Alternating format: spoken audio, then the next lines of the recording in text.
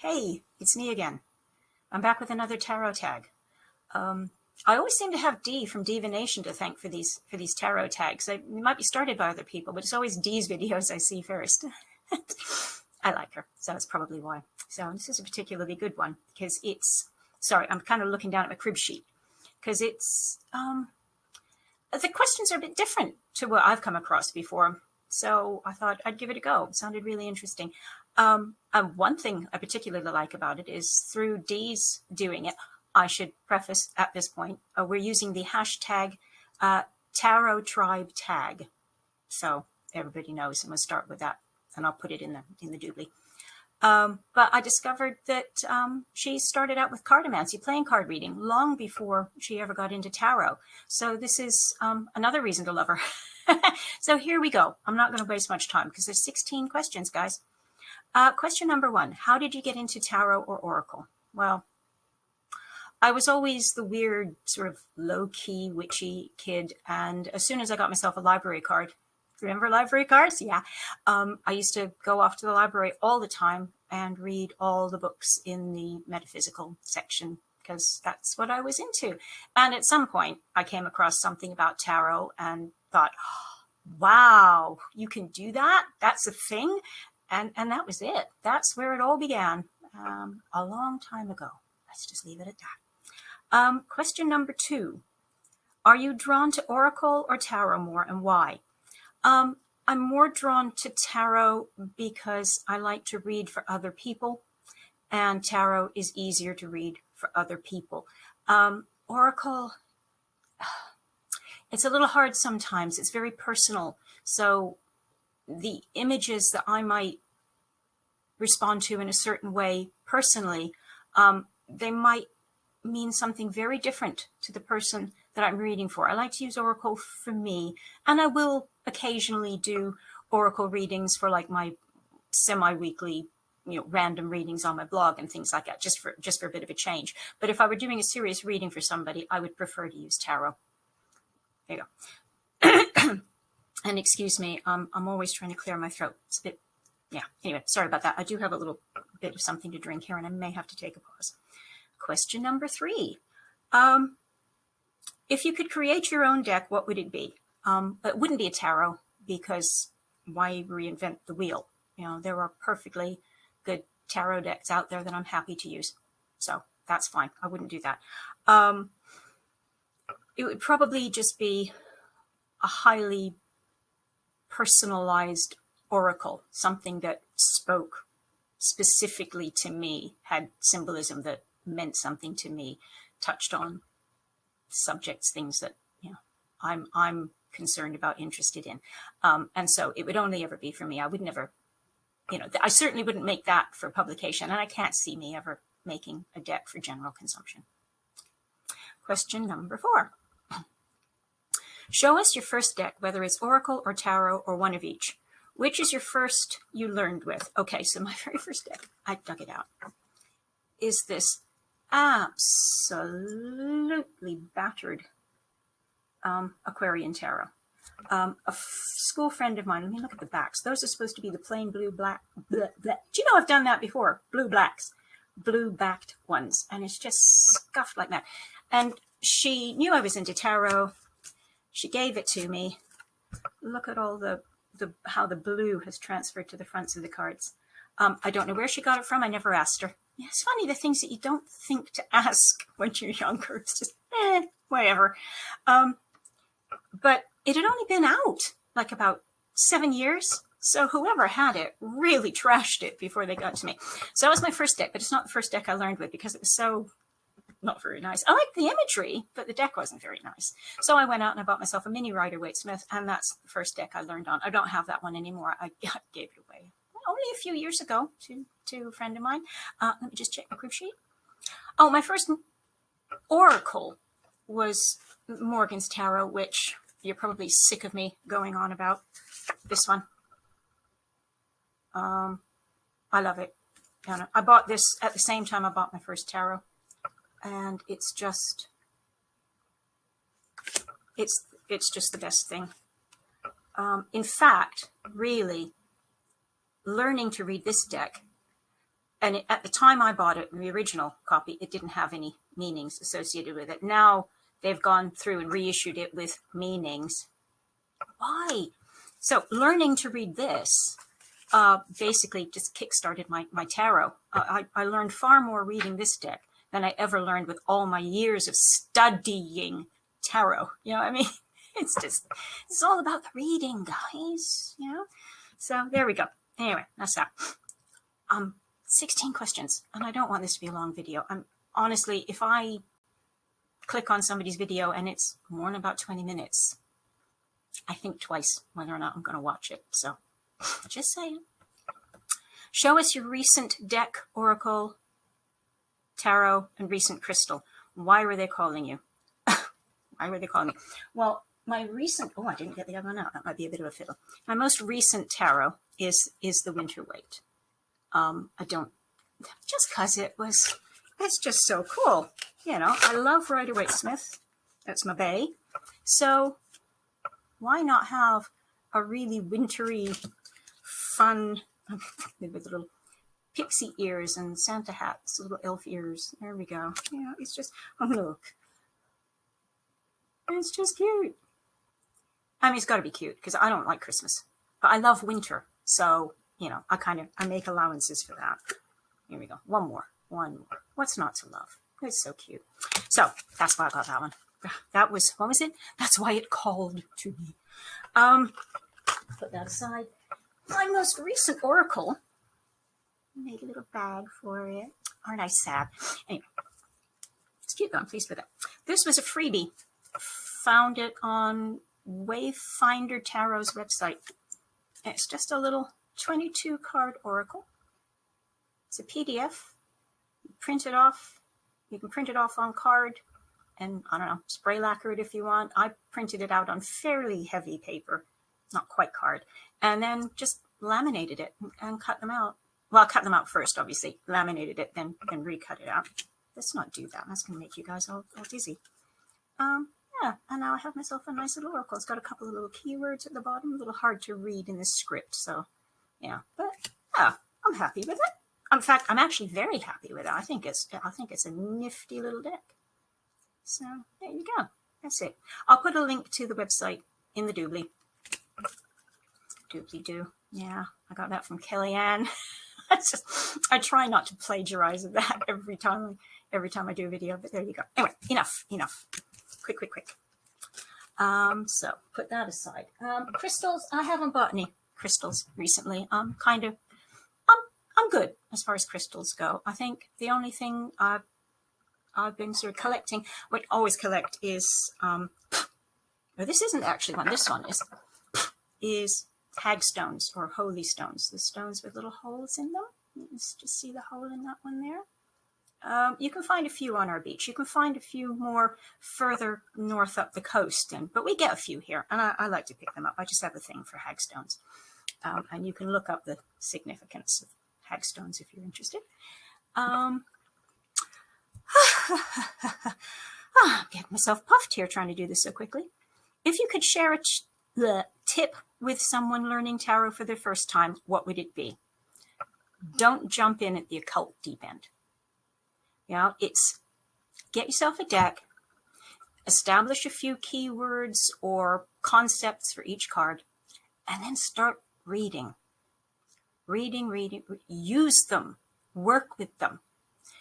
Once you've gotten comfortable with the actual, process of reading cards, which as far as I'm concerned is the important bit, then, if you want to add layers of additional meaning, if you want to do the Hermetic business or astrology or Kabbalah, I think it's actually supposed to be pronounced. Somebody taught me recently. Then that's fine. But as far as I'm concerned, cards are for doing readings with, and you just want to be efficient at that, and the rest of it's kind of whistles and bells. So that's my tip. My first TarotTuber that I followed, I went back and looked through my history, and it's way back to 2013. And who here, raise your hands if you remember Donna Leigh de la Rose? Yeah. Well, I started following her because I'd kind of taken a break from tarot and things like that. I wasn't happy with the sort of zeitgeist, I guess. And I started doing playing card reading, and then that led to Lenormand, sort of gateway drug to Lenormand. And I started watching Donna Lee's videos, and then I thought, oh, and she does tarot videos. Oh, that's interesting. And then I think that was the gateway drug to the rest of the TarotTubers community. So yeah, long time. You don't see very much of her anymore, but her blog is still going. I just discovered, so I've sort of whatevered that so I can follow along, see what she posts. What was life before tarot or the holistic path for you? Where did you come from? Well, as I said, I was always a weird kid with weird interests. So, it was just a matter of time before I, cottoned onto tarot and carried on that way. So yeah, not a big difference. Favorite go-to spread, top 3. Well, my favorite go-to spread is just a 3-card, no positions. Put them down, see what they say. I have my own particular ways of dealing with that, very personal. I love a Celtic cross. Nothing wrong with a Celtic cross. Sometimes it's a bit of overkill, but then you just kind of treat it like a GT, a Grand Tableau. You don't read every single card if you don't need to read every single card. You can get the information that you need with some additional bits and bobs. If something's unclear, you can say, oh yeah, well, it's probably like this because this blah, blah, blah. Celtic cross is fine. It's a good deck, spread. I have a yes-no sort of spread that I use sometimes. If people have a yes-no question, it's a good one to use. Those are probably my top 3. In fact, honestly, those are probably my only 3. That's basically what I like. Having said that, I recently saw somebody, and I'm kicking myself for not making a note of who it was, use all the trumps, or the trumps only, from Tarot de Marseille, and they did a Grand Tableau with it. 3 rows of 7 cards and the extra card off to the side. Now, I don't know how they read it. I don't know what they assigned, as the significance of the card off to the side. But I thought, that's good, because I like Grand Tableaus. I use them for playing cards, Lenormand, things like that. So I thought I could try that. And I did. I tried it recently with just a couple of made up, 3 or 4 actually, made up questions. And yeah, it's got definite potential. So I'll probably be doing something with that. I don't think I would do a video. I'm not comfortable reading on camera, but I might do a blog post about that and my experiences and how I use it. Yeah, so that'd be kind of fun. So look out for that. My most anticipated, this is question number 10, just so you know where you are. Most anticipated deck of 2020. I like older decks. I have to be honest, there's not a lot going on in the new deck arena that floats my boat. So my most anticipated deck of 2020 is one that actually originally came out in about 2000, maybe, something like that. It's Sergio Topi's Tarot of the Origins. Well, actually, if you're not familiar with it, it's sitting right here on my desk. Let's pick a deck. Oh, that's a cool one. Which one is this one? Oh, this is the Hermit. It's this one. You might have seen pictures of it. It surfaces every now and then. That's not focusing, is it? Let's zoom right in there. There you go. You can see it a bit better now. I'll just lift up. I paid a lot of money for this deck. A lot of money. Shh. My husband's next door. I'm not saying that loud. And of course, 18 months later, Lo Scarabeo decides to reissue it as the Primordial Tarot. Okay, it's borderless.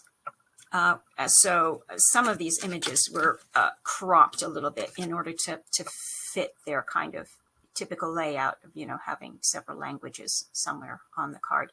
And in the borderless edition, the images are, less cropped.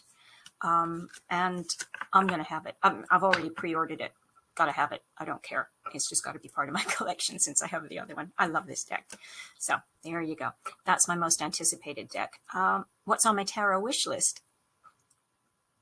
is another Tarot de Marseille, the Perrine Tarot from, let me see, when was it? It was done in 1865. It's a really beautiful Marseille.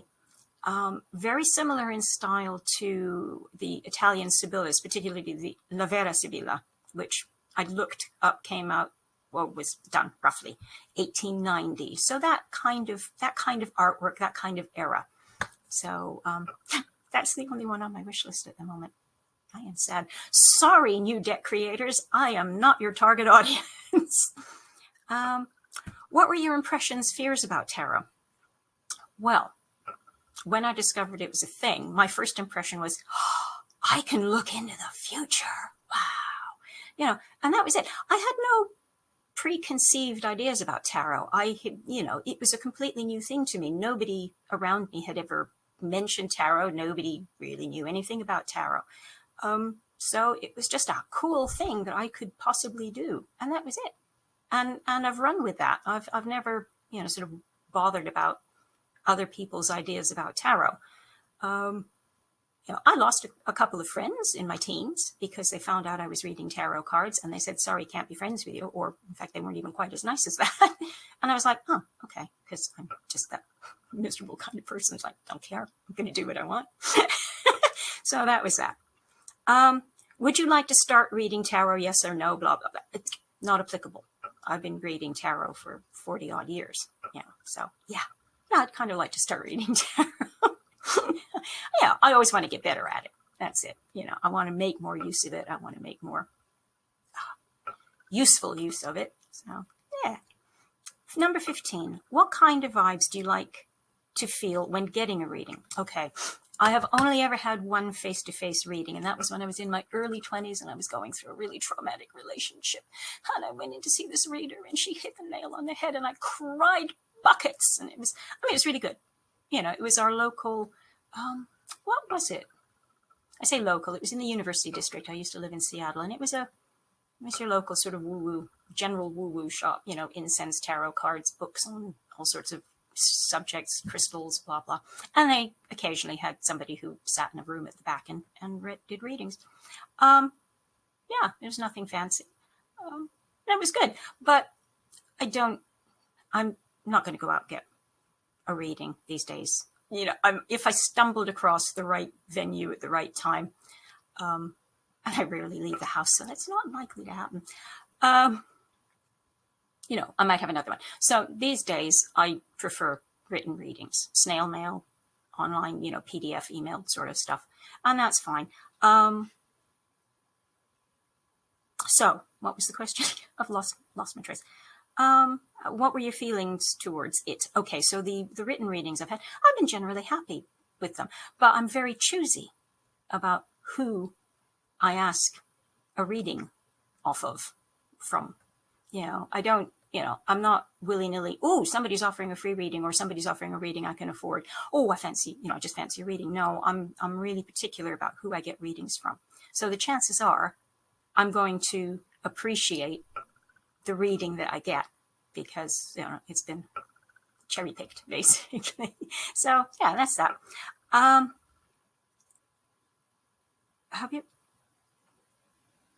might have read that the wrong way around. That question was supposed to be, and maybe I said this, maybe I didn't. That question was, have you ever gotten a reading from another reading, and what were your feelings towards it? So there you go. Those are my feelings. What kind of vibes do you like to feel when getting a reading is the next question. Second last, take a breath. Because I really only opt for written readings. I want them. I'm looking for competent, and I'm looking for forthright. If I have a question that I'm actually going to bother to get somebody else to read for me, because more often than not, I just read for myself. Why not? Then I'm not looking for mothering. I'm not looking for counseling or affirmations or anything like that. I've chosen this reader because I value their style and their perspective. And I want them to do a reading on a particular question for me because I want their take on it. I want their perspective on it. I want to know what they see in capital letters for me on that subject. So that's what I want, a good, straightforward answer to my question. Thank you. And that's it. Number 16 is tag the next TarotTuber. I'm not going to tag anybody directly. My anxiety just goes through the roof if I get tagged to do anything. I just, too much pressure, too much obligation. Can't do that. I'm happy to just do things, as the mood strikes. And today was one of those days. I saw a video at the right time. I had the free time. I was, feeling chipper enough to do it. So I'm not going to tag anybody directly. I'm just going to do the general, if you've seen this and I haven't bored you to tears and you think the questions are interesting and you'd like to try it, then by all means, please do. And please use the hashtag TarotTribeTag. TarotTribeTag, isn't it? Yes. So that we can all find it and see it and enjoy it. And I'm going to go. Take care. Hopefully I will see you again soon. Bye.